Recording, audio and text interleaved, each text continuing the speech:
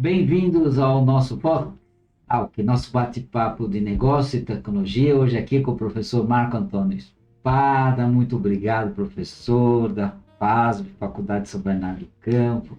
Agradecer também, mais uma vez, ao professor Dr.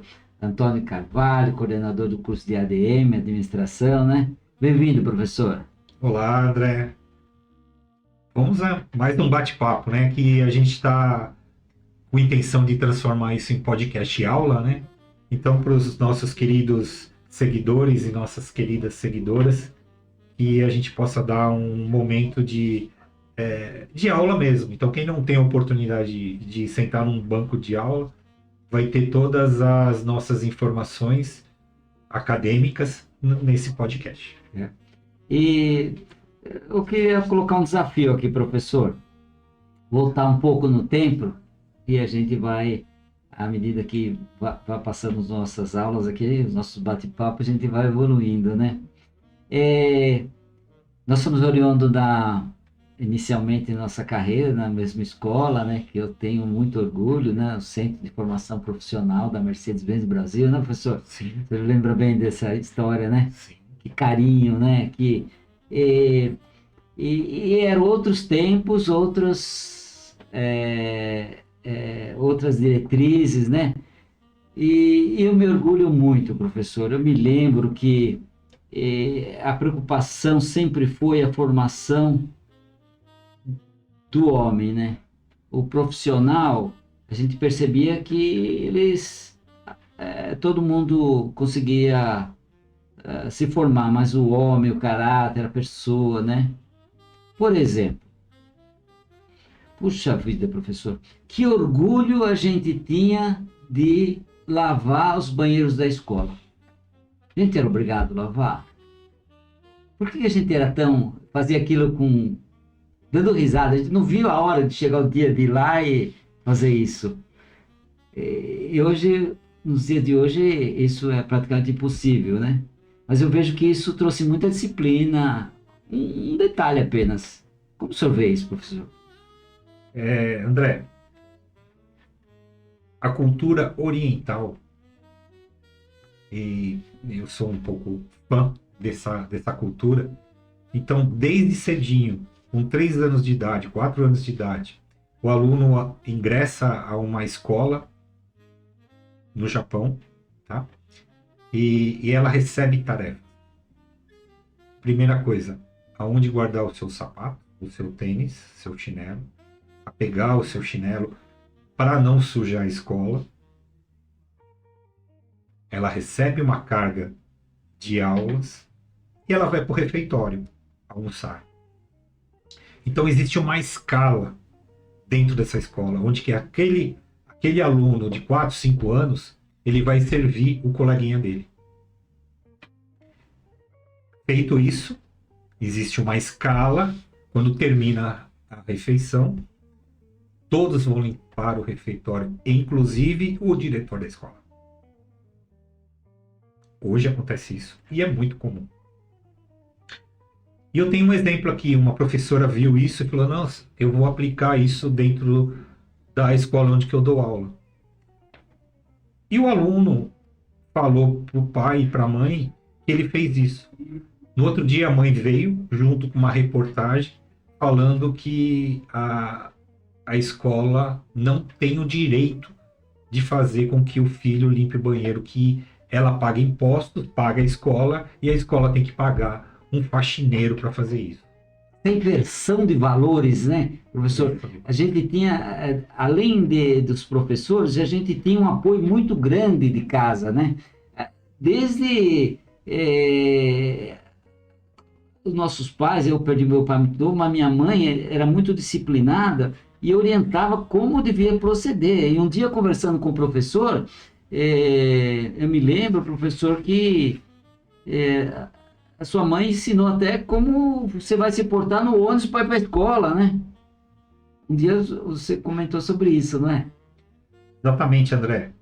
E aonde a gente perdeu isso? E aonde essa professora tentou colocar autonomia nos seus alunos? E os pais estragaram. Então, o que vai ser esse filho? Esse filho vai ser um rei, um príncipe, onde que nada vai afetar. Qualquer coisa que acontecer dentro da sua rotina do dia a dia, ela reclama para o pai e para a mãe vai lá e resolve. Onde o meu filho está sempre certo e nada vai me acontecer. Então, olha a diferença de uma educação oriental e a educação que a gente está trazendo para os nossos filhos, né? Então, a gente está tirando a autonomia desses meninos, desses pequenos reizinhos, né? E trazendo arrogância. André, sem dúvida nenhuma, o que vai... isso vai ser transferido em quê? E eu te falo já. Ansiedade, depressão, alcoolismo, drogas. Isso talvez não tenha mais correção e não tenha mais freio. Esse letramento que o professor sempre leva nas aulas, né, sobre organizacional e emocional, né, nas empresas, né, a gente percebe que começa a se misturar, porque as organizações, elas não precisa ser aquela organização dura, mas qualquer uma que se preze, até em casa, existem normas, disciplinas, hierarquias. Não é aquela hierarquia rígida que a gente passou por isso, né? Porque essa foi até eliminada, mas na administração ela tão vertical assim. Mas existem regras a ser seguidas, né, professor? Eu me lembro que quando éramos alunos, nós íamos lá no pátio toda semana cantar o hino nacional, o hino da bandeira, né? E essas coisas foram se perdendo, hein, professor? André, um dos trabalhos que eu faço é orientação vocacional. Orientação profissional e orientação emocional. Então, o meu público é muito, muito variado. Então, eu tenho orientação vocacional, desses jovenzinhos que estão saindo aí do terceiro período para adentrar a faculdade. O que eu vou fazer? Tenho a orientação profissional desses meninos e dessas meninas que estão no ambiente de trabalho e estão completamente desorientados. Eu faço uma coisa que eu não gosto, né? Então eu faço essa orientação profissional.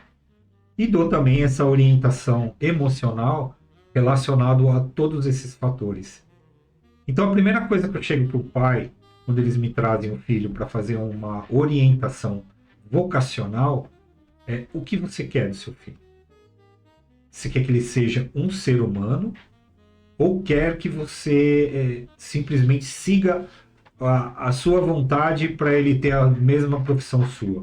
Exemplo, papai médico, mamãe médica, o filho tem que ser médico, né? Então, tem que ser médico. Então, eles já colocam numa escola de ponta, onde que a intenção é passar numa faculdade de medicina e ele ser um médico.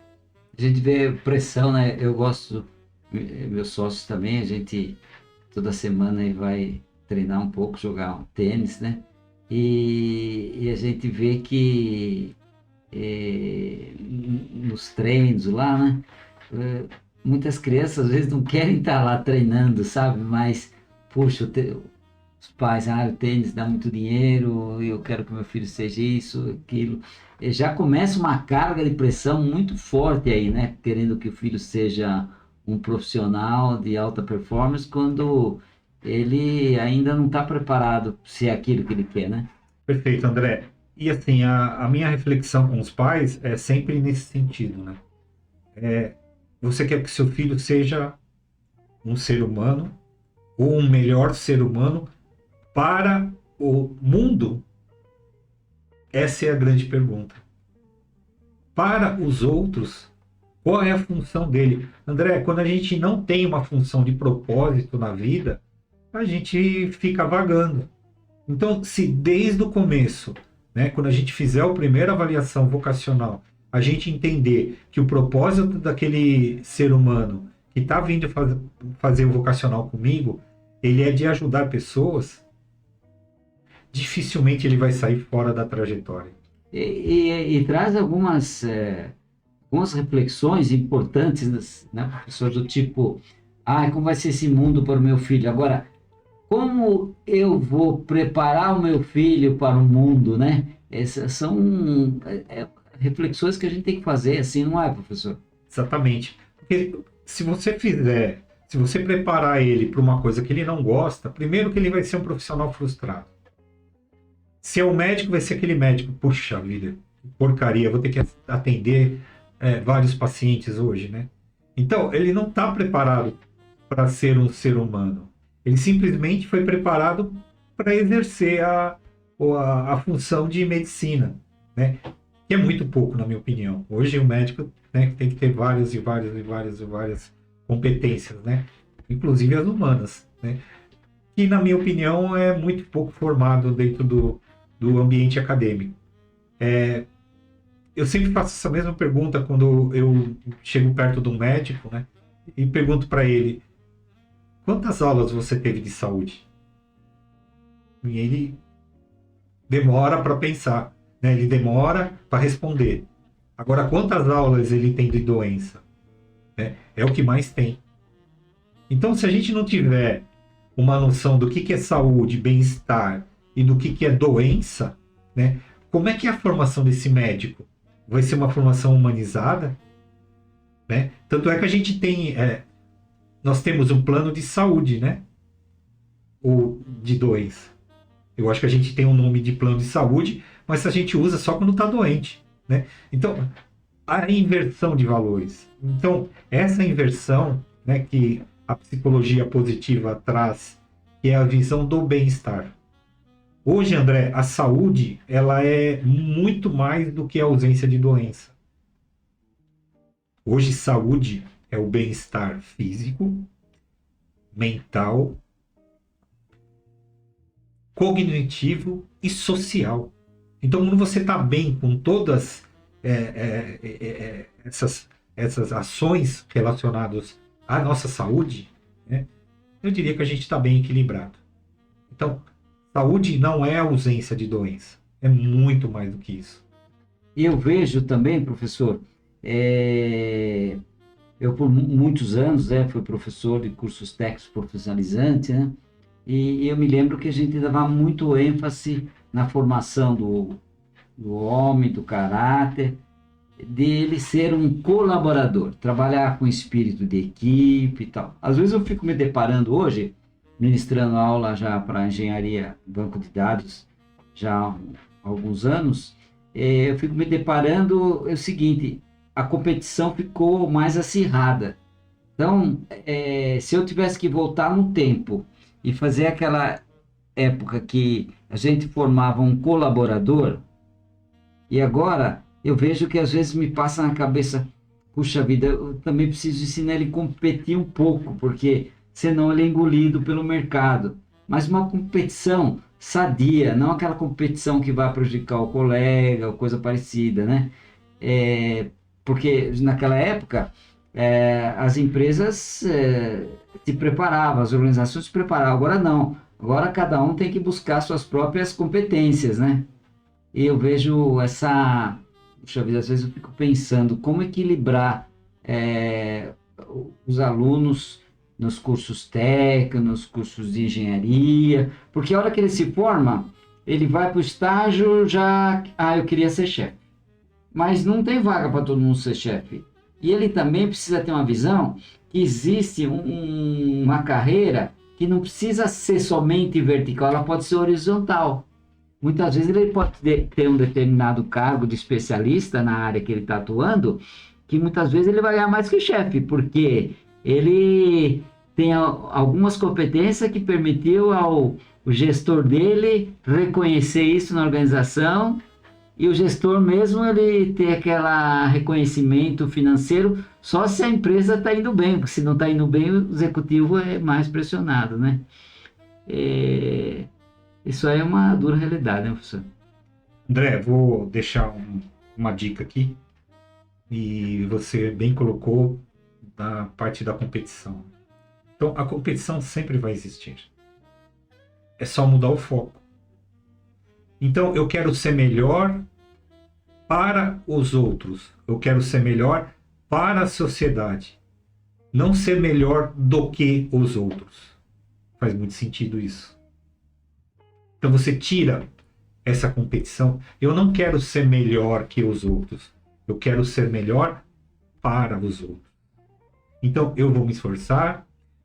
Eu tirei a nota 8, foi uma nota que eu consegui com muito esforço para ser melhor ser humano para a sociedade. Como diz o professor Cortella, né? Faça o melhor com o que você tem naquele momento, né? É isso. Mas é um tema bastante abrangente e em outras aulas a gente vai poder dar continuidade sobre isso. Professor, suas considerações finais nesse sentido. Olha, André, eu acho que o formato de podcast aula, sim, ele vai trazer alguns benefícios para os nossos seguidores e para as nossas seguidoras.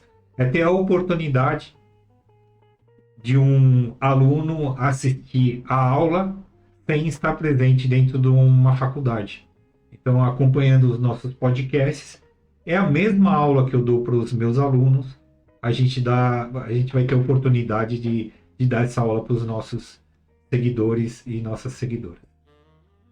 Professor, muito obrigado. Agradeço mais uma vez ao professor Dr. Antônio Carvalho, coordenador do curso de ADM da FASB, né, que gentilmente sempre vocês estão fazendo um trabalho com uma palestra que vocês fizeram recentemente aí numa escola de Diadema, né, e que levou essa mensagem aí a alunos aí que muitas vezes não têm essa oportunidade, né?